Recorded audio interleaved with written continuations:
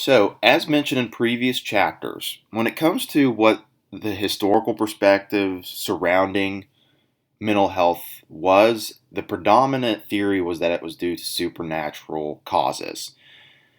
Now, some of these perspectives include demonic possession, black magic or sorcery, witchcraft, things like that. So we would have a lot of things that would take place, a lot of very unethical and horrendous actions were taking place as a result. Whenever individuals were experiencing these difficulties, they were tortured, they were beat to death. There would be exorcisms. Commonly, and there's a lot of movies that dramatize exorcisms and things like that.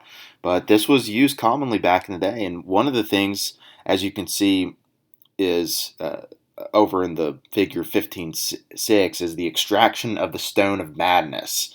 So, a 15th century painting by an individual who was a practitioner, or he's depicting a practitioner using a tool to extract an object, the supposed Stone of Madness, from the head of an afflicted person. Okay, obviously, this was complete pseudoscience, and but it didn't stop people from trying to do everything to let any sort of demon out or bad spirit, whatever the case is, because we really thought that the reason why people had mental difficulties was due to a force beyond scientific understanding. And in earlier chapters, as well as chapter 16, we talk about how there was a process known as trephination, where we would effectively try and carve a hole in your frontal lobe to let the demons out. Obviously, this led to a lot of people dying, and I guess in a way it was effective, but not really, because, well, if you're not alive to experience the mental difficulty's gone. But unsuccessful, to say the least, and actually adequately supporting individuals during that time who had difficulties.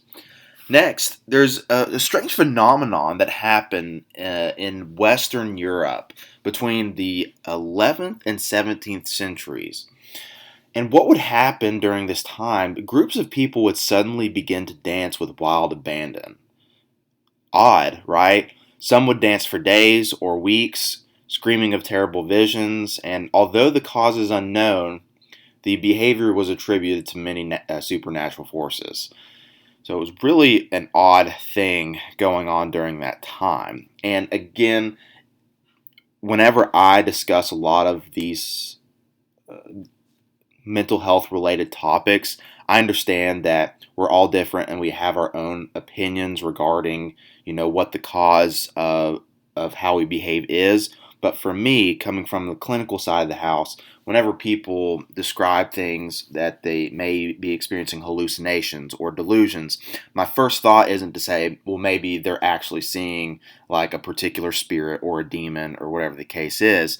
My initial thought is that maybe they're experiencing psychosis, which is a qualifier for schizophrenia.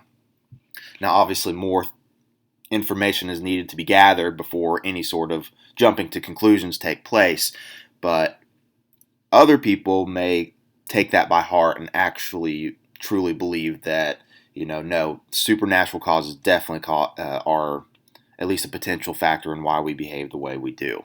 So that although that group has steadily declined over time, they're still mighty in their opinions and their voice.